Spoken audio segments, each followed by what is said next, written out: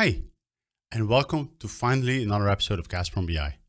Today, I'm excited to talk to Mark Pryce-Maher, one of my colleagues on the Power BI CAT team.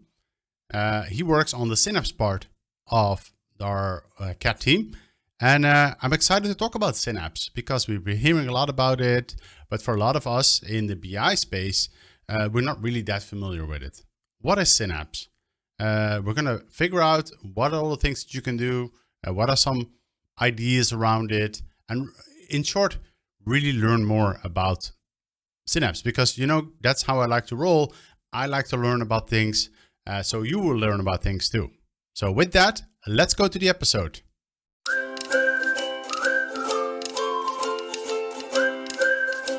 So hi Mark, great to talk to you here on YouTube this time instead of on the regular calls that we usually have. I was just gave the introduction. You're also part on the same team as I am, but maybe you can do a little bit of introduction on yourself, what you do. Yeah,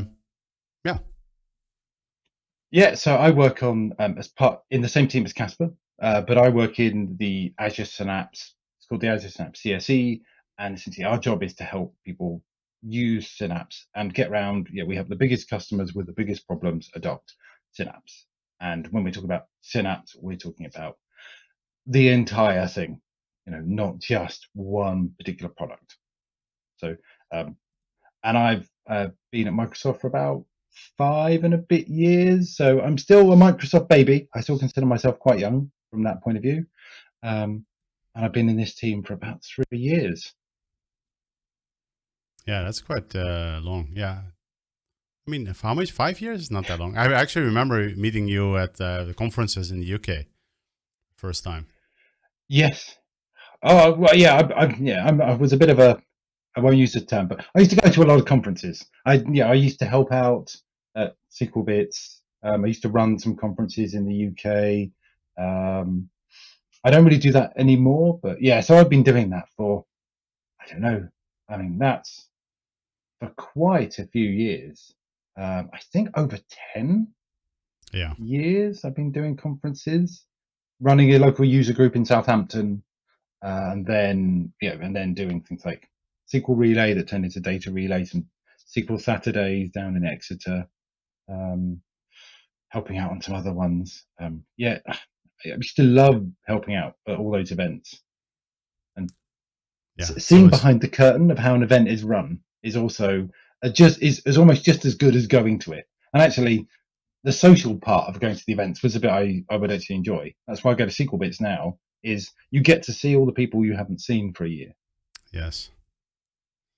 Totally agree with that. So, what's a little bit of your what? So, were you always into databases, or what's the Mark story? Because we'll have to go very quickly because it's a very long story. Because I'm very old. So it all started. I was one of these kids. So before we had computers that people know of now and desktops, we used to have these things called consoles, and we had these Commodore 64s and BBC Micros at school. Our school had one, and I was one of the kids that would buy the computer magazine and type in the games, like 1,000 lines of code, to write the games that would never work. You'd always get to the end and there'd be a syntax error and you've wasted 2 days of your life. So I started writing code at school. Then I got my first job in support back in, God, that must have been the 90s, where I was supporting a fax product on OpenVMS and on VAX systems. Oh, on the DEC Alphas, yeah. And That's NT351, the best NT. SQL Server 6.5. I even built a cluster because we were we didn't really know what we were doing. I remember having 2 machines with this SCSI cable just coming out of one to a disk drive, and then the SCSI loop went back into the other machine. So then I left there, and then I started doing some VB6. Then, because the best programming language in the world, some Com and Com Plus. Oh my God, that was so horrible. Com. It did its job. I mean, so I used to, yeah, well, and someone brought this up really recently, and it just made me think of the old days. Microsoft Transaction Server used to be something that ran on NT4, and you knew it was running because you'd open the software, the console up, and you would have these little, they look like hot cross buttons, and those hot cross buttons would then spin when you had transactions running. So I worked at a bank, and we had some web software that was using that. And then what did I do? And then at the bank, I started getting into data. I moved into the DBA team, and then I started writing code to monitor. I mean, things were pretty bad back then. I can't go into too much detail because it was a bank and it's still on my LinkedIn. But things were very young in the DBA world. So we were just learning and doing stuff. And then from there, it just went on, and I was the only. So you were the official DBA or accidental? I started as accidental, and then I moved into the DBA team. So yeah, I mean, it all starts by accident. You start to be the developer who starts to take a bit of interest and go, oh, I wonder if the database or the application is slow. And someone goes, it's a database, and then you have to investigate and learn about the database. So then you start learning about SQL 7, SQL 2000, and then like in 2005, you think you're really clever because they release functions. I wrote some awful functions in views that called other views that had functions. Oh, yeah. And then I tried to get into Microsoft. So I did different jobs, different companies. I worked at some retail, finance, other things. I think I got into Microsoft on my 5th application. So whenever people say they can't get into Microsoft or they haven't got past the recruitment process, I say, you just got to keep trying, and eventually they give up, and they will let you in. Yeah, maybe. I don't think so. Maybe. I started at Microsoft as a PFE. They don't exist anymore, but it was a second interview. So I'd interviewed for it like 2 years before, and then I interviewed for it again.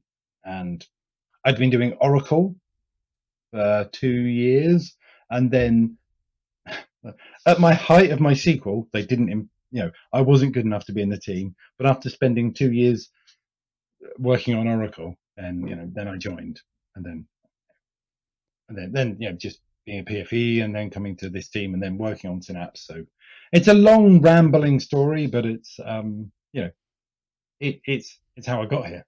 So what attracted you? Was it the actual data, working with data, or was it more like, because it sounds like you're more interested in the inner workings of the SQL engine and tuning it and indexes and all of that fun stuff, which a lot of the DBAs really love, that part, like being able to figure out, okay, this query is taking this long because of this items and this and this and this. Is that what attracted you, or was it like the visual part? Oh, no, not the visual stuff. Oh God, no, I can't do visuals. No. It was all the inner workings.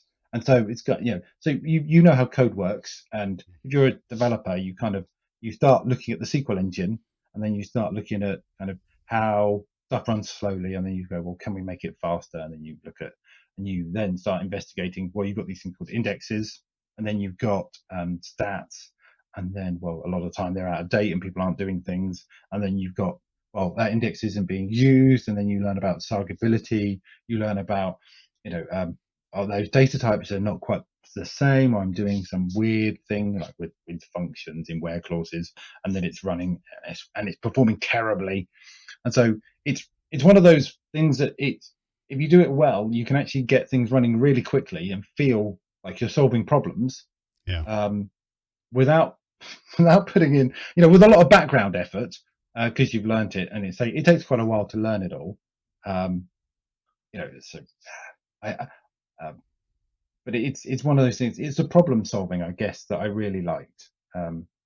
And I kind of I like the way, and having spent ages learning about it, I like the way the engine works, and sort of you go, oh, it's doing this. And if you've ever seen Connor Cunningham Yeah. present, Yeah, it's or not, Bob. if you can, or Bob Ward, yeah, Bob, let's get the debugger out Ward. It really is about, it's not whether you've understood the entire session, because you won't.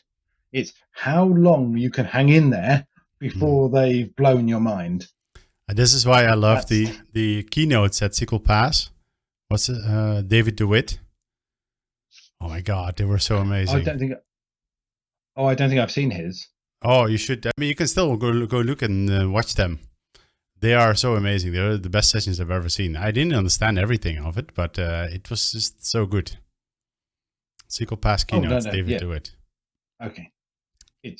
I think these people know their bleep. They know their stuff so well.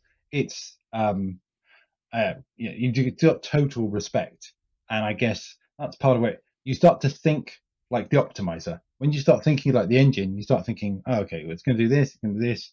This isn't quite working, is it? And then you sort of know where to go and where to look for the problems. Yeah. And most of my time now is spent in the dedicated pool, which is a version of the SQL optimizer.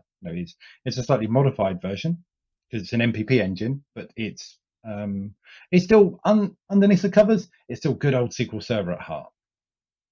Yeah, makes sense. Okay, that kind of bridges to the real topic of today, Synapse. So, yay! What is a Synapse? Let's start there. Okay, so the way that I describe it, so there's a bit of history with the word Synapse, but where it is right now is Synapse is a collection of services that all sit together. So to explain it to people that are non-technical, think about Office. Office contains Word, Excel, Access, the best database in the world, PowerPoint. I'm sure there was another one. But Office contains a number of products, and that is how Synapse works. Synapse is the umbrella, and it contains a data warehouse, the dedicated SQL pool, as we call it now. It used to be the Azure SQL Data Warehouse. It also has a Spark engine. It also has what we call Lake Database, which is database templates, which are an industry standard set of templates, which sit on top of the lake. We also have serverless querying capability. We have Azure Data Explorer, or ADX, or Custo, which also sits as an engine in there. And I think I always forget one other. I think there's one other engine in there. Well, there's pipelines. So there's effectively ADF inside. There are linked services, the way services can link together. There is a user interface that then brings everything together into one place that you can then manage everything in your Synapse workspace. So it's always kind of, when people talk about Synapse, the first thing I ask is, which bit are we talking about? Yeah, exactly. Because for me, Synapse often, because that's the majority of the discussion I am having, usually means the data warehousing part. And probably same for you, but there's much more to it that, especially for us in the BI world, we don't necessarily take a look at, but there's much more to it. Well, there was a little bit of a history why people call Synapse the data warehouse bit, is because we had Azure SQL Data Warehouse, then we renamed it to be Synapse. So Synapse was the name of Azure SQL Data Warehouse for maybe about a year. I can't remember exactly how long. And then we then effectively made the SQL Data Warehouse a subcomponent of Synapse. So that's where I think some of the confusion comes from. Good old Microsoft naming fiasco. Yes. Yeah, it's not the first time we've had interesting naming decisions. We still go back to the parallel data warehouse. Why rename it to APS? Actually, let's go there. So, okay, let's talk a little bit about the data warehousing world. So, what's the history? I remember, I think when I came to the SQL Server team in 2010, that's the first time really when PDW started coming, and they made an acquisition. Like, do you know? Can you talk a little bit about it? So yeah, so we bought a company called Data Allegro, which had an MPP data warehouse engine that I think was written in C.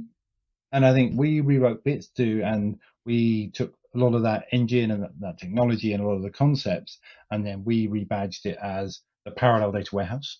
So Yeah. it's, if you imagine, as a joke, I've said, people who know SQL Server, if you imagine how difficult it is to manage a SQL Server and you need a DBA, now an MPP or the parallel data warehouse version, where you have multiple SQL servers, it's like managing a gang of SQL servers.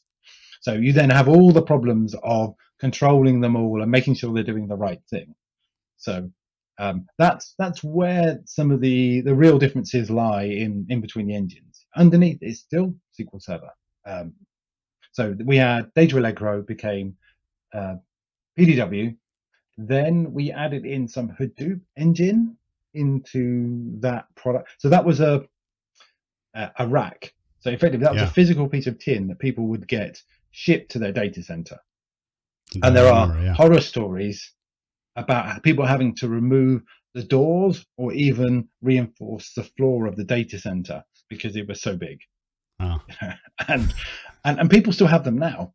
And Oh, I really? heard a story literally last week where someone went out and they acquired some more RAM for it. So people still are using them. Wow. Obviously, we would like them to move to the cloud, but if you've got Is it your still business running on supported? it, yeah, yeah, Wow. yeah. It was a kind of interesting product because the hardware was supported by either Dell or HP, and I think we had some other suppliers who supported the hardware, and we do the software support. Yeah, so yeah, there's still some sitting out there in data centers I remember doing their jobs. again in 2010 or 2011 or something. We had them in building 33. There was some in there, and there's some whole server rack space. I don't think it's there anymore, but we used to have them. So sometimes you would go and see. So make your I've never seen one. geek heart like beat faster. You know. Well, I've never actually seen one. Uh, they were very bespoke pieces of kit, and they had InfiniBand, which was a really fast fiber network between the machines. So effectively, there were a number of machines in the rack, and then there was a huge section of the rack which was just disks. And I've heard stories about people having disks replaced once a week. Uh, which clearly there's something wrong if you're having disk replaced once a week. But essentially, they put a call in, someone would come out, swap a disk out, and it would just carry on working. Everything was redundant. They weren't cheap, so you didn't buy five of them. You didn't buy one for every environment. You didn't have a dev test, UAT, pre-prod, staging, loading, and production. Companies generally had one or two. Yeah. Um, so, yeah, I think so. I worked for somebody quite a while ago, and we looked at buying one, and I think the one we were looking at was about 500,000 quid, which then puts you off buying more than one. Yeah. But now you can effectively run that same system in the cloud for what the cheapest one is £1.50 an hour. So when you then move to the cloud version of it, so it became SQL Data Warehouse. In fact, there was SQL Data Warehouse Gen 1, and then there was a SQL Data Warehouse Gen 2. And then you can run essentially that same infrastructure for a pound, for less than a coffee an hour. Yeah. Yeah. And then on top of that, we then have the Synapse wrapper. So you can still have a SQL Data Warehouse, we call dedicated SQL pool, outside the Synapse workspace. So there's still some options, and that will still be supported for quite a significant amount of time. Yeah. Makes It's sense. not going away. No, none of that stuff is going away. We still have some of the legacy things that go back to Data Allegro, which we have You have a number of physical machines, essentially, or a number of nodes, we call them, and they're all running copies of SQL Server, specialized copies of SQL Server, and then they all talk to the data is split into 60 parts, and we call those distributions. But no Yeah. matter whether you have one node, half a node, or 60 nodes, you always have 60 distributions. So it's very much like, so if you've used any MPP system, even Hadoop, Teradata, Netezza, Greenplum, Redshift, they all work in a similar way. They're all nuances. So Of anyone course. who's worked on an MPP system can pretty much work on ours, and you just have to switch across. Um, it's Yeah. sometimes a little difficult for people who've got SQL Server. So when people come with SQL Server skills, they go, "This is I know what I'm doing here. This is SQL Server," and then they make the same mistakes they did that I did, uh, however many years ago. When you start your SQL Server and you don't put any indexes on it, you don't think about clustered indexes, you don't think about all the maintenance stuff that's going to happen. And then we have the same thing that you would have with the SQL Server. You in 7 and 2000, it would run for a period of time and then start slowing down.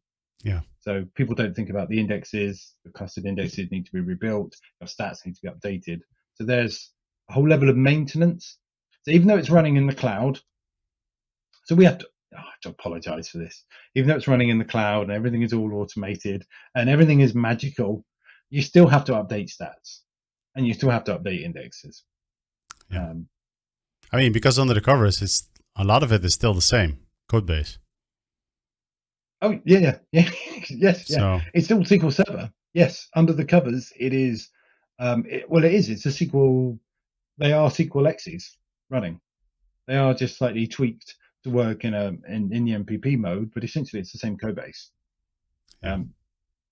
I mean, I don't know how the code looks. I'm just imagining going back to my C++ days. There's big, um, you know, if def statements where they just go in the code. So if you've compiled it as a SQL DB, or you've compiled it as SQL Server XE, or you've compiled it as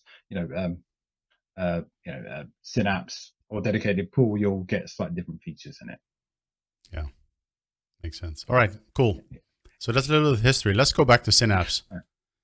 So let's say we talk about Synapse. What are some of the scenarios that and tools that are covered by it? Like if you think like Synapse to me covers like the whole traditional data warehousing piece, and there's several flavors of, like, you have ADF and you have Spark and you have the data warehouse itself. So what are some of the scenarios that you're seeing? So historically, our team worked on migrations. So a lot of the time, it would be people migrating from Teradata, Netezza, Greenplum, Redshift, SQL Server, Oracle, all sorts. They've just got big data. So essentially, the dedicated pool, or Synapse is an analytical platform. So you want it to be big data. If you're doing it over small data, it's probably not the right thing for you. So this is the conversation that I will have with customers: is everybody wants big data. Everyone thinks they've got big data. Yeah. And you go, how many rows? And they go, yeah, I've got 10 million rows. And you say, come back when you've got a good amount of data. Oh, I've got 100 million rows. No, well, right. Come back when you've got terabytes of data. So that's the first conversation. Are we in the right ballpark? And then if it is the right thing to do, then the dedicated pool is the data warehouse. It's a SQL engine. It does the things that SQL Server does, but it also has the caching, has all the enhancements for the MPP. But if you were doing more data sciencey workloads, then we're pushing you into the Spark engine, and that is the Spark. It's Spark, I think 3.1 at the moment. So if you were doing stuff on Spark, you were doing it on HDI or Databricks, it's essentially Spark, but it's a managed Spark service. You don't have to do all the updating of the clusters. You don't have to do all the management of the Spark nodes. You just go, well, I want a Spark cluster. It's this big, and I'm going to now run my Python, my PySpark, my I don't think we got my SQL, my C Sharp, because you can run .NET against it. Don't think we've got R there yet, but that's been talked about for a long time. So Isn't R yeah, dead? if you're doing data science, Isn't R R's dead? not, there's still a hardcore people who love R. I just lost half my So followers. Everyone is now upset with me. no. Wait a minute, wasn't Power BI desktop? Doesn't that had R support It in it? I does. remember doing some work on that. Yeah, it does. Um, But I think I feel like yeah, everything is moved to Python now. Like Python has won the battle. uh, yes, Hmm. it's what we're seeing the most demand for, but there still is a lot of demand for R. Of So course. I would say, that's why Python is so ubiquitous. And Python does so much more than R does. So Python is, a really cool language, but R was built for stats. So Yeah, you can do a lot more with Python. So maybe that's partly why. makes sense. But yeah, so data science, but uh, then we have, if you've got time So can I series, ask? then So data oh, science. yeah, You talk about data science, but that means like you will do some enrichment on the data, right? Like market basket analysis or some of the traditional things that we would do in the yeah, data mining add-ins in Power BI, but now you can do them directly on the data but you can also use it for, like, I see a lot of people use it for like mashing up data and transforming data, right? Is that also part of it? yes. Yes. I mean, one of the little secrets, I'm sure we can share this, that essentially behind Data Factory is Spark. So essentially, we do all that mashing up in Spark behind the scenes. So Mm, we use a lot of Spark for. So because Spark is so generic. So we see a lot of people, using Spark for ingesting, for transformation, for running machine learning models, but even for displaying things. Not the prettiest thing, but it does a pretty good job. So it can do all that work. And I was having this discussion with someone the other day. They had a particular problem. And so I said, well, you can do it in SQL, you can do it in Spark, you can do it in all the Spark languages, you could do it in ADF, you could do it in pipelines. What's the skill set of the team? So yeah. why? And in fact, it's less about the technology, but more about the people that are involved. So you could pick and you say, yeah, we're going to do it all in Python. But if no one knows Python, then it's going to be, you've got to learn it and then you've got to maintain it. Mm, So, yeah. So we were saying, right, the team knew SQL, so they could do it in a dedicated SQL pool. They could do it in serverless. They could do it in, I guess that's one of the, and that's a big, and it's slight diversion, but this is one of the problems with Microsoft is that if I say to you, I want to run this in SQL Server, or I want to run this in SQL, you'll go, okay. Well, what do you mean by SQL? Do you mean SQL Server on-prem? Do you mean SQL Server on Azure? Do you mean SQL IaaS? Do you mean SQL DB? Do you mean a dedicated pool? Do you mean serverless in Synapse? Do you mean a serverless SQL DB? Do you mean hyperscale? And that's before you get onto Postgres and Oracle, or even Cosmos. Running SQL in Cosmos. There are all sorts of different flavors, yeah. and trying to find the right one is like 90% of the battle. Mm. Okay, so I actually had Oh, that question. We were talking about scenarios before, and so we talked about data science, the Spark part of it, ETLing. We kind of talked about this too, like ADF, where you can move data around, and then of course the SQL head, the SQL part. And this is where I wanted to ask you, because you talked about it a little bit, but we talked about dedicated pool and serverless. What's the difference, and why would I pick one over the other? well, I mean, serverless is easy because you've got no servers. That doesn't work. Okay, so serverless is a query engine over the lake. Hmm. That's not a very funny joke, is it? But so a dedicated pool is essentially a piece of kit you are paying for to be there and to be running, and it has caching has all this stuff built in. Result set caching has caching on nodes, memory caching, tempdb caching, all this stuff.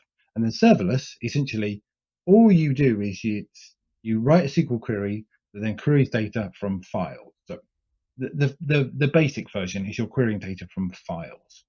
So I'm going to say, well, I just need to go to my file system and just say, well, give me everything out of this Parquet file, or give me just these columns out of this CSV, or group, do all your SQL functionality, or move some data. You can create a new table or a new set of files and do some ETL if you want to. But you can also query things that are in Cosmos, Cosmos DB, and you can also which can go directly after it. We also have this thing called Synapse Link. So Synapse Link for Cosmos, Synapse Link for Dataverse, Synapse Link for SQL, which is in private preview. And the data from those services gets automatically, just with a few clicks of a button, and a wizard then runs and just says, where do you want to move that data? Great, I'll move it up into my Synapse workspace. And then it's queryable directly from the serverless engine or the dedicated pool without you having to write any ETL. So the use case for serverless, and we see this a lot, is actually close to your home and your heart, is that people using Power BI. They write you create a view over a set of files or a set of folders that can join on another set of files, another set of folders, join to Cosmos, join to SQL, join to something else. And then you use import mode in Power BI to bring that in. I was just going to say, because not direct query, I think, I hope. I mean, we've seen people do direct query. And if you've written the queries really, if you partitioned your data really well, and it's not a huge amount of data, it can perform okay. It's not what we would recommend. We recommend it works best in import mode, where you're just grabbing all that data and doing everything in the I think it's the expectations. I was talking to a customer recently, and he said, we've spoiled people with the analysis services engine. Like, they expect every query to return in sub-second. Like, and now they just think everything should return in sub-second, but like, there's a lot of work that needs to go in to actually make it sub-second. So, yeah. Well, you've hidden all the complexity, and you've hidden all of it by bringing it all into memory, and then everything. You've got a really cool engine that is able to query that. It doesn't just magic. It doesn't just happen. Yeah. It's not like you've just brought it into memory. It's all that DAX language that does all that calculation really fast. So serverless. So because it's a serverless engine, you don't pay for the compute. You only pay for data being moved. So it ends up being very cheap. And I was going to say, a few days ago, you could have watched a SQL Bits video, but you can't, because the SQL Bits videos from last SQL Bits went up, and now they've disappeared temporarily. But Stan, Benny, and I did a presentation on optimizing serverless. Stan did most of the work. Let's get it straight. I was just up there basking in his reflective glory. But he did most of the work, showing that you can take a CSV file. If you convert it into Parquet, if you're reading a CSV file in serverless, we have to read the entire thing because we can't break it up. It's just the way it works. But if you turn it to a Parquet file, we can actually read separate columns from the Parquet file. So therefore, we can actually eliminate columns. We're reading less data, it runs faster. With a Parquet file, there's also metadata inside it, and so the file actually gets split up into several sections. We can actually find the right section. So if you've got, and we can also do that segment elimination, we can get it even faster. So we had a Power BI report running in several minutes, getting it down to using direct query to run in a couple of seconds. Now, obviously, it was a demo we'd set up.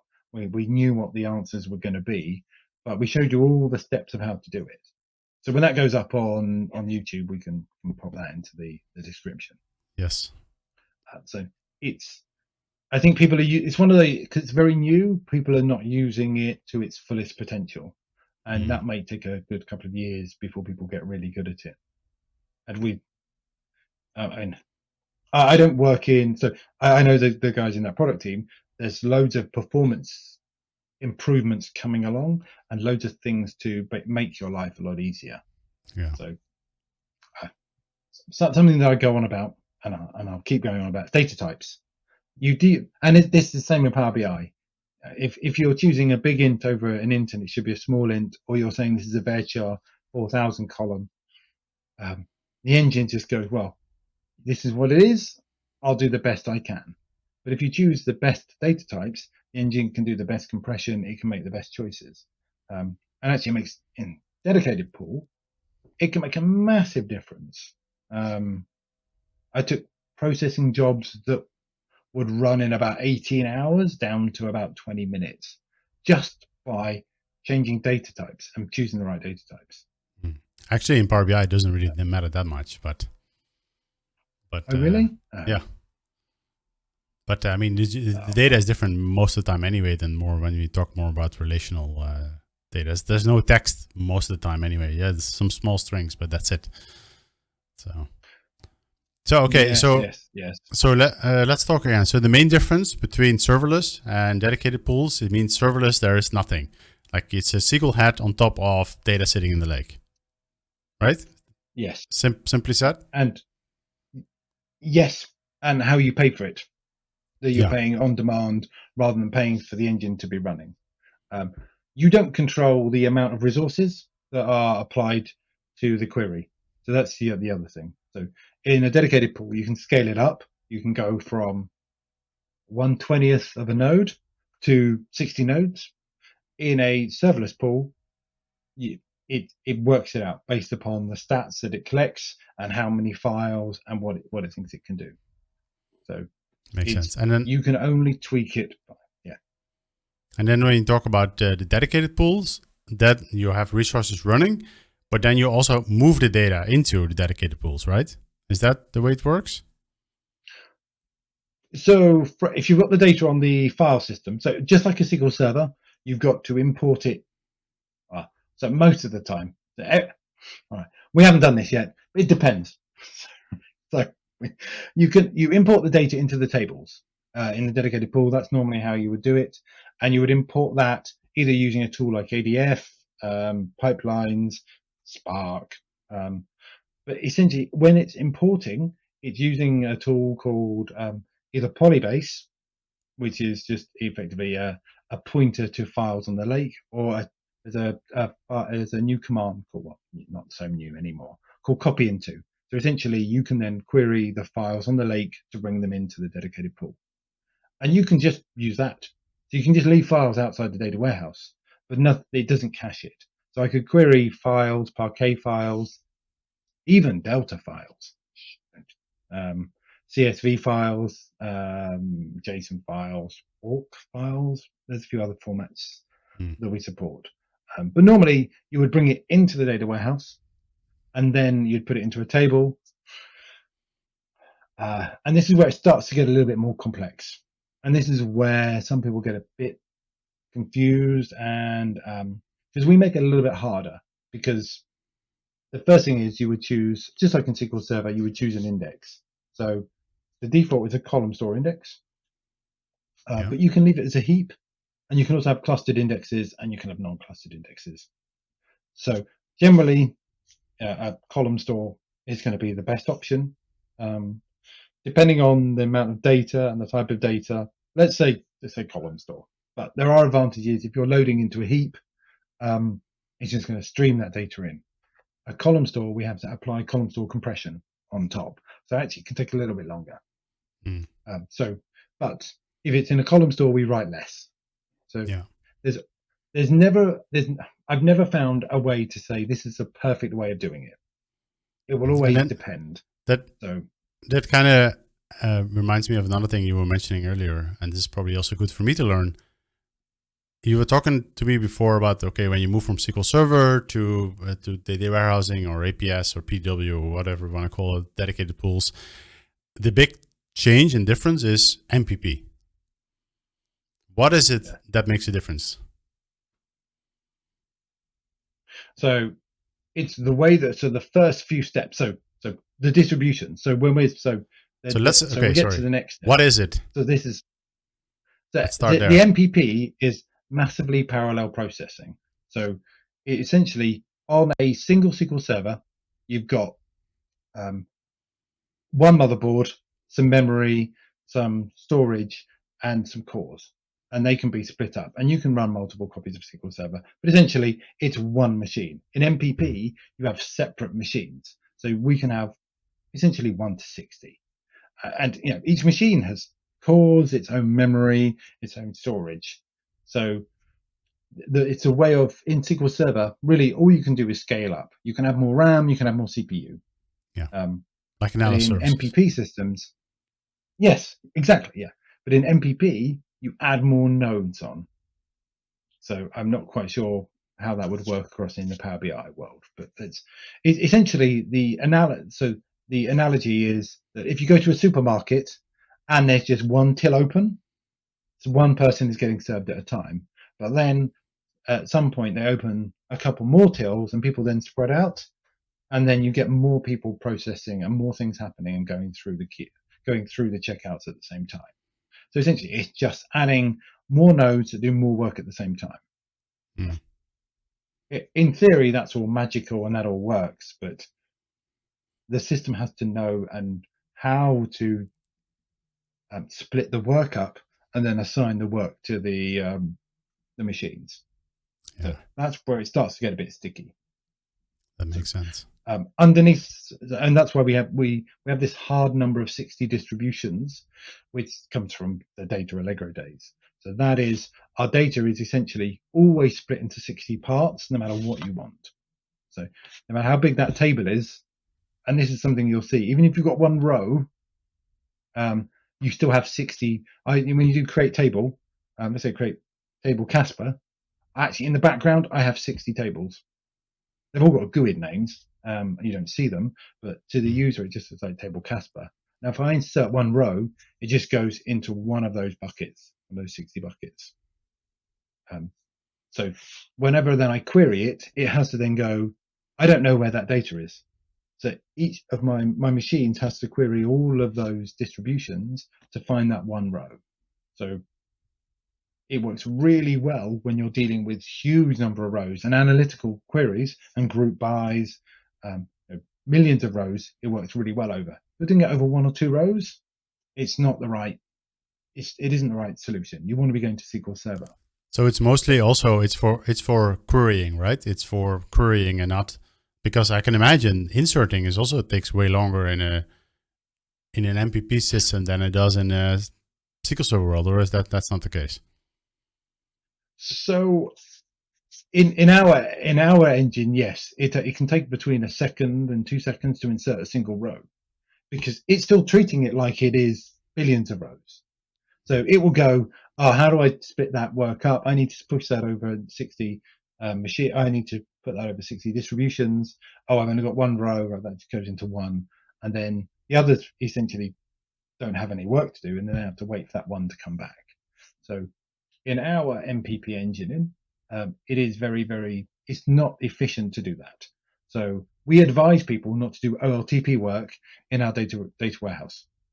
If you're doing that's why it's called data warehouse. Inserts, well, other data warehouses such as Teradata can handle it, and Oracle Exadata can handle it.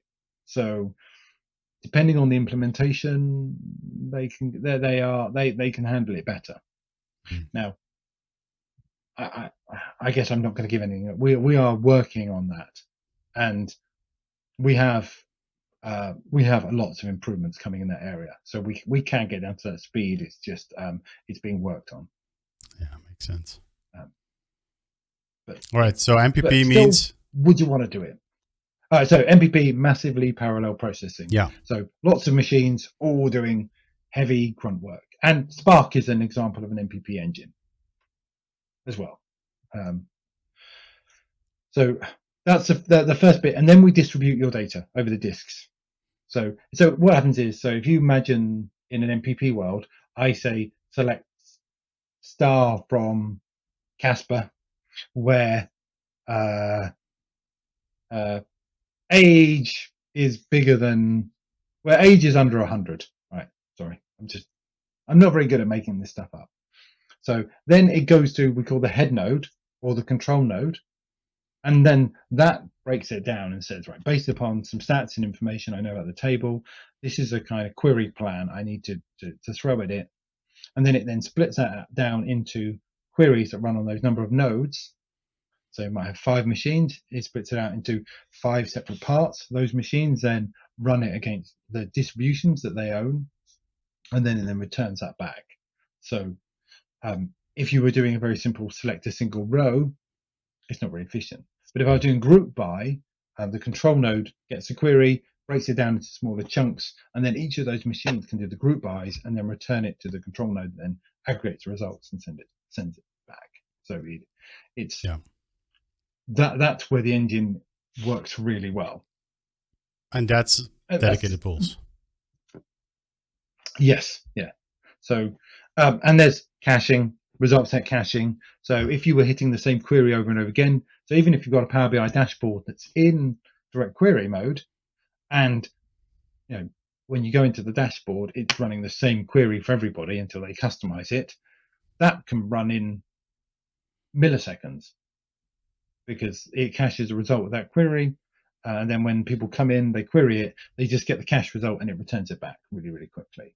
So there are lots of speed improvements to make that work really well.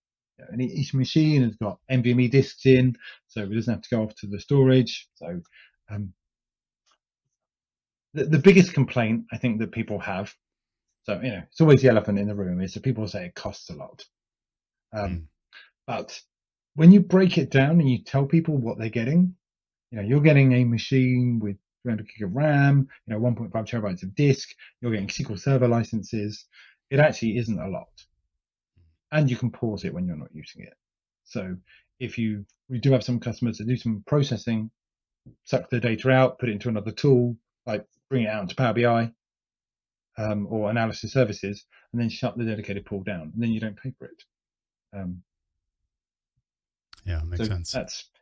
And you can do, and so that's why it's very different from the serverless engine, because you don't have anything running, so you're not paying for that ongoing cost. You just if I write a terrible query that queries terabytes of data, I'm going to pay for terabytes of data to be moved. And I think it's £5 per terabyte, so it is very cheap in comparison. Yeah, that makes sense. Okay, yeah. So check your local prices. Yeah. £5 is it changes by day these days. All the not the pricing, but the money values, the valuta money. Yes, yeah. All right. $1 is not, and £1 isn't worth the same as it was yesterday. No. All right. So actually, one of the terms that I used to hear a lot early on was hub and spoke for PDW days and.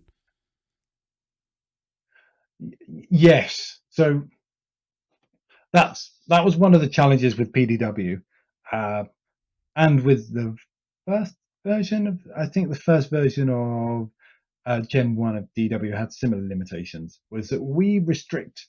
So every system has a number, will only take a certain number of queries. Essentially, every system is limited, even if marketing claim is unlimited. Everything is limited. There's no such thing as unlimited. So in the PDW world, we actually, I think it was 32 concurrent queries, or it would get maxed out depending on the size of them. So you could run up to 32.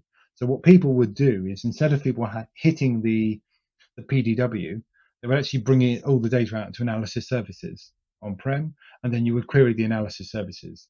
And so if you wanted to run more users, you would then have another, so the PDW would be the hub, and then you would put different copies of analysis services or different copies of reporting tools around it. Oh. That's not needed so much because the engine is so much faster and we can take a lot more concurrent queries. So we have customers doing direct query over over the dedicated pool, and using some features in Power BI, the auto ads, Mm-hmm. Yeah. and some of the other features, and I think the materialized views feature. So that really helps with that. So we see less of that hub and spoke going on with dedicated pool, but some people still do that. Yeah. Makes sense. All right. So let's talk about one other topic, like data lake centric versus traditional relational. That's another interesting It topic. is. So, I mean, over time, we've gone from everything being in data warehouses and so, I mean, I was talking to someone yesterday, and they consider everything locked into the data warehouse. Um, so, which is right. Everything is inside the data warehouse. You need a tool to get into the data warehouse to be able to query the engine. So it's been happening for a while where we started the data lake, where storage became really cheap in the cloud. The data lake actually then became a real possibility. And now data lake and lakehouse has become almost the de facto standard that people talk about. And people haven't quite got fully into implementing it yet. But when I talk to customers, Mm-hmm. I don't say the data warehouse is the most important part of the architecture. It is a processing engine. So I consider Synapse a series of processing engines. I could process that data in dedicated pool and serve it out. I could do it in Spark. I could do it in ADX. I could do it in Custo. I could do it with ADF. But if it's well structured on my lake, I can choose whatever engine I want. And I think someone was discussing that, in a number of years, does the traditional data warehouse as we know it even exist? That's very possible. That with things like Delta Lake being it gets talked about a lot. So that's one of the interesting. Delta Lake gets talked about a lot. I'm not sure exactly if it is as used as much as it's talked about. So there's a lot of hype around it. Now, I've recently done some investigation into it to see how it works. And essentially, it is just a set of formats. So there's there's a number of JSON files, there's some Parquet files, and then you've actually got your data. So it stores metadata about the data, and it's in an open format, so you can go and query it. So locking and transaction handling is not really its forte at the moment, but that's being worked on. It isn't a replacement for a database yet, but I think I was reading that they're going to add auto incrementing numbers and some other features like that into it. And then you start seeing, the performance of data access. So I remember the days when everything was on a spinning disk, and then we would go, I need a faster SCSI disk. So I'd go from, what was it, 540 RPM to 720, 7,200 RPM, and it would be about the SCSI disk, and it'd be about the ultra wide channel. I'd go for the ultra wide channel rather than the wide channel, so I can get more data coming through. Now we never talk about that. It's the performance that we can get out of data on blob storage, on Azure storage, or any storage provider is amazing compared to what we used to have. And now it's mostly a networking problem. Well, yes, yeah, and it is. It's how quickly can we move that data around our data center, or even between data centers. So if you've got that, well, I did see a problem with one customer. They were saying that we did loads of performance over the dedicated pool and we got it running really well. And I know you're going to swear at me, but we had MicroStrategy as a reporting tool. And it's like, okay, yeah, and we did some testing and everything was fine. And then they went, oh, it's really slow importing the data into MicroStrategy. Okay. Well, okay, I thought we tested all this. Yeah, okay. So we then looked at it, and then when they explained that the MicroStrategy was sitting in an Amazon data center, coming from a data warehouse sitting in an Azure data center, and everything was being routed by the client's network, by via our express route and theirs, it was networking was a problem. If we just got the two data centers together, reports sped up massively. But no one mentioned it. No one even thought that that would be an issue. Yeah. It's a weird one. But yeah, so I mean, I really like the storing everything on the data on the lake. In its raw format and then in process format, so that either having your levels or your gold, silver, bronze. So cleaning it up, and then if I want to serve it out to my users and I want it to be in a reporting engine, I'll bring it into data warehouse. If I want to do some ML, I could do it in data warehouse because we support it in data warehouse, Onyx models. But you can do it in Spark. You could do it in Azure ML. You can just choose the tool and the language of your choice because it's in an open, not only an open format, but it's just in an open. A data lake is just open by its nature. Yeah. It also then brings other problems that haven't been solved yet in the lake, such as security. So security is going to be based at a file level. Having security at a column level or a row level can only be done on an engine that is processing that file or data. Yeah. So that's where even if you've got it in a data lake, you still might need a serverless engine, a Spark engine, or a data warehouse engine to query it, to then apply that. Or Power BI, bring it into Power BI and then apply row level security over the top. That makes sense. Okay, so you mostly work with the dedicated pools side of the Synapse world, right? Yeah, dedicated serverless. Yeah, so the SQL bits, the SQL bits. So the best bits. What are some are there some commonalities, some of the things that you mostly see? Like I'm thinking about, like, are there some best practices that you would recommend? What are some problems you always see? Common mistakes. Common mistakes. So nobody indexes and stats. So I've written some scripts to help deal with that, but everybody messes up on indexes and stats. Customers kind of ring me up, oh, this query doesn't work, it's really slow, whatever. And then you're looking at the query and you're going, yeah, well, it's complex, it shouldn't be that much of a problem. And then you look at queries and stats, and they're out of date. That would sort out 80% of all your problems. And it's not something we do automatically. There is no, we create stats in dedicated pool for you automatically, but we don't keep them updated. So that is where there's that's the biggest thing. Then the next thing is about distributions, about how your data is distributed. Going back to the first one. So you just need to run some maintenance scripts. Is that it? Yeah, literally. Yeah. And we have this, right? It's all on our best practice, all on our website. How to find them and how to update them. And I've written some scripts that will kind of do that for you on my GitHub.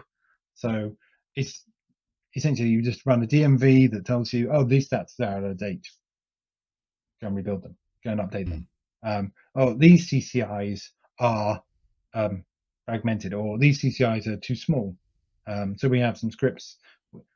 So even in there's something nobody looks at, and I catch customers doing this all the time. You say, show me the portal. Go and log in. Show me the portal. Go to the data warehouse. They go to the data warehouse, and then on the screen we have these alerts, and they'll go, the stats are out of date, and the CCIs need rebuilding, and other things.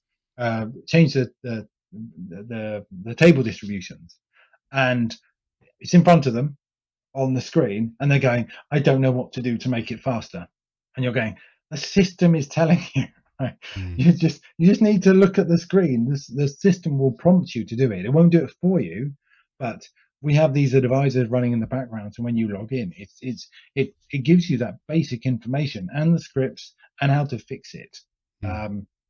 It's just people don't log into the portal, or when they do log into the portal, it doesn't shout at them enough to realize that that's what they need to do. So for me, indexes and stats is something that I talk to customers every day about, and then I have to remind them again because they forget. Because and just But like you again, know this what is proper DBA. this is what we're gonna say. This is the same thing as SQL Server, right? Yes, but I think SQL Server's got SQL DB has got better at it. So SQL DB will actually sort stats out. Well, add stats. It will do things for you. But essentially, yes, it's a DBA task. So that I guess that is one of the biggest problems is that. So so we are putting, and I'm fixing the scripts. And so there is something called if you go onto GitHub, the Synapse Toolbox. So that has some scripts on monitoring performance and some scripts to help with looking at kind of what's going on your DW. So Makes that's a sense. GitHub I would certainly go to and Yeah, I'll put it in the description. Cool. And then distributions is the next thing. And so we have just released. Well, it's in public preview. Not in private. It's gone public. Something called a distribution advisor that will actually help you work out which is the best way to distribute your data. So that's always been sort of a barrier of, right, I've created a table. Oh, it's asking me how I want to distribute it. I don't know. And so you needed a certain skill level to be able to decide the right one. But now, I'm not saying Mark tells you to do this, but you can set them to be round robin and then run the distribution advisor, and then that will say, after you've got some workload running through, it will say, this will be the best distribution for you. So we can put the link in the description for that. That for me is going to save a lot of discussions, because people will say, well, what's the best distribution for my tables? And you say, well, how are they being queried? It's not an easy discussion. Makes sense. All right, cool. So talked about some common mistakes.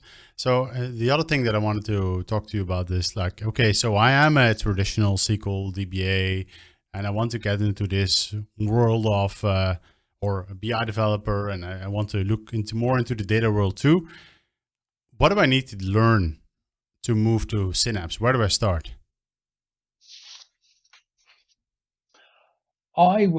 So this is purely from a selfish point of view. Clearly, the data warehouse is the best bit, but it will cost you at least £1 something or £1.50 an hour to run. So that's not the best place to start. The best place to start is with Serverless. That will get you most of what you want, because you'll have to have storage accounts. So you create a Synapse, go into the portal, create a Synapse workspace, and then link to a storage account where your data is. You can go into the portal, you can navigate down, you right click on a file, and then you just say, show me the contents of the file. And it will write the serverless query to query it. Like if you want to think about like going from a traditional box SQL developer or something like it, then now we're already at the end, right, of the stack. So you need to think about landing data files in the lake in a certain way, and then maybe you have to learn ADF, and then you have to learn or Spark. So I guess it depends on how mature the organization is. So if you're starting from like nothing in Azure, then you've got to start with, right, I've got to get data into the Azure Data Center. So I need to now work out, I need to have ADF pulling stuff from on-prem, or I need to be pushing stuff into storage. And then, so create your Synapse workspace. And then we need to now actually, you can set up a gateway, you can bring stuff from on-prem into it. So I guess one of the problems is that I focus on the dedicated pool bit. So I can go, that's someone else's problem. But in reality, if you're in a large organization, that might be true. But if you're in a small organization where you might have to do everything, you have to learn how to do the ADF, the pipelines, and bring that data in, and learn, and maybe do some data wrangling and the data flows in it. And so it's in a nice format, and then dump it onto the lake or dump it into the data warehouse. So, I mean, If you were starting from scratch, then our Microsoft Learn, the certifications are not a bad place to start. We also have on docs, like under each section, so under like the workspace section, there will be like a tutorial of how to get started. And Mm. that's always a really good way of, a very basic, right? Just I've got to, because you can just create a Synapse workspace, you create a storage account with it, and then the first step is or upload a file manually just via the portal into your Synapse workspace. And then I can then start, well, I can query that with serverless. I can open that with my Spark engine. I can do some work with it I can import in my ADX engine. I can do some work with it and transform it using pipelines. So that's probably a nice way to start. But it is one of those, so much to learn. And the way our team is Yeah. structured is we have people who specialize in Spark, who specialize in ADF, who specialize in ADX. So I know my way around it, but I am certainly nowhere nearly as good, no as good as them in those areas. Makes sense. Um, Cool. it's it's a tough one. Yeah, but I think the certifications definitely is a good. I'll put the link in the description too, and also I think Yeah, maybe it is. There's I actually had one of these questions. I haven't talked about it not yet, but is it really? Do you really? Is it? Are you really able to know it all? I guess. I mean, you can know some ADF, you can know some files in the lake, and then you build it and build a data warehouse and like it or SQL if the data is not big enough. Serverless. you so you can dabble. I think you can know a bit about everything. Um, but, but if your job is the problem is as soon as you stop touching ADF for 2, 3 months, 6 months, there'll be new features and functionality in there that you hadn't seen before. And if you haven't tuned a data warehouse in several months, you'll forget which DMVs you need to look at. So I would say be very hard unless you are doing. So we have had people that their entire project runs in a Synapse workspace. So they do everything from the pipelines to the ingesting into doing some Spark to do some transformation to then get it into the data warehouse and then the Power BI reports on top and all the CI/CD. But even they couldn't focus on everything all at once, and then they effectively had an entire product that just ran in a workspace they can then deploy to that they were doing for other customers. Yeah, So it is possible. I think there were 2, maybe 3 people working on that, and they all did those bits together. makes Um, sense. but you can't be an expert. I guess that's the thing. You can be an expert in one and be very good at the others, but you couldn't be an expert in all of them. Um, Yeah, that makes and sense. we All haven't right, even cool. touched on ADX. Yeah, So if you also want to explore something, ADX is amazing, and that is an MPP engine as well. But that's job is about ingesting vast amounts of data really quickly. So if you need time series and you want to ingest telemetry, IoT data, um, have a look at ADX. So each engine inside the Synapse Workspace is designed for a separate job. So you know, I've got makes to give sense. them some credit because that is an amazing tool. Yeah. We don't really talk about it that much on our side, but yeah, definitely we've seen the uptake, and I mean it's more and more. Like every car is spitting out data left and right, the factory floors, so it's getting more and more important too. All right, so last Yeah. question. I like to always ask this question: what is the most exciting feature of Synapse that released for you in the last year?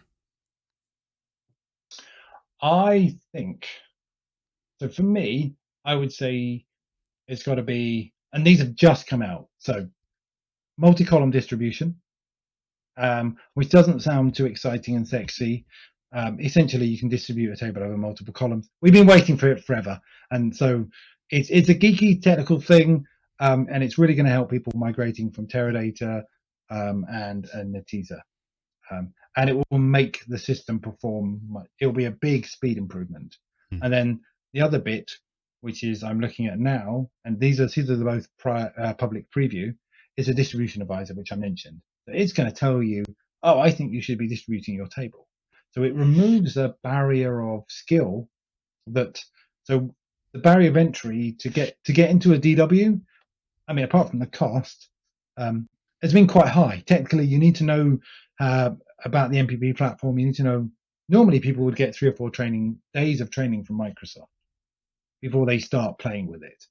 And then you've just got all this information. You don't know how to apply it.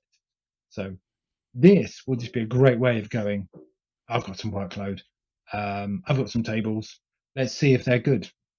And it gives you it spits out and says whether a new distribution will be faster or not. And I think it will take that fear. So I think people have a fear that they're choosing the wrong distribution because they're having to make a decision that could impact the performance of the queries. Now they could go, oh, a distribution advisor says this will be quicker. And so going to take that barrier of entry away. People are going to become more relaxed and more accepting to try stuff out. Of course, Microsoft will take the blame if the queries go slower, but I think it just removes that high bar of technical skills you need to get started. I think that's where we've had a few problems in the past. Great. Well, Mark, thank you for your time. Yeah, thank you. Learned a lot, but there is still a lot more to learn. I think we can talk for another couple of hours, and still haven't been finished and talk about everything. So there is so much to learn. I think it gave a good idea, and I think, talking to you compared to some of the others on the team, it's more closer by to the world as we BI people know it, because it's a traditional data warehousing compared to like ADF and actually I think I should look into doing one on the telemetry part too, like ADX, and figuring out how we can figure that out. So I want to thank you for your time. Thank you for having me. It's been a great chat. Yes. All right. Thanks, Mark. Right. Bye. Bye, everyone. And that concludes another episode of Kasper On BI. I hope you enjoyed it. There was a lot to take in. Synapse is a huge product, so we only covered part of it. The part that I think is most applicable and interesting for the majority of you working on BI projects, data warehousing, traditional BI world. But of course, there's more to it, and maybe we'll unpack more in later episodes. If you're interested and want to hear more, want to see more, hit the subscribe button, hit the like button, or get on your favorite podcasting provider and listen to it there, because it's available on iTunes, it's available on Spotify. With that, I want to thank you for your time, and I'll see you next time.